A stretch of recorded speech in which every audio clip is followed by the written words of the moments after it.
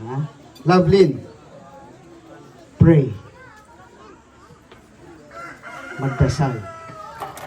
Manalangin.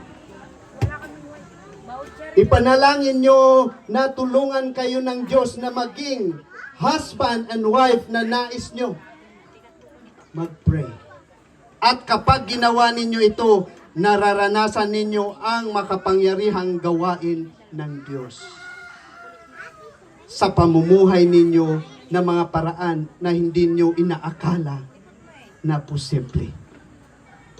Minsan, wow, nangyari ito sa atin. Saan manggagaling? Pinag-pray. Of course, pinag-pray nyo naman itong gawain, kaya ang daming ninong-ninang ninyo, no? Tapos yung provision nandyan. So, praise the Lord.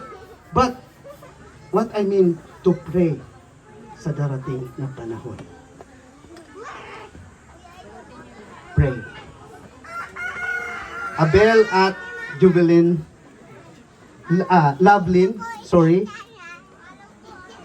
Kasama ninyo kaming nagagalak habang sabay-sabay ninyong simulan. I repeat, kasama ninyo kaming nagagalak habang sabay-sabay ninyong simulan ang paglalakbay na ito.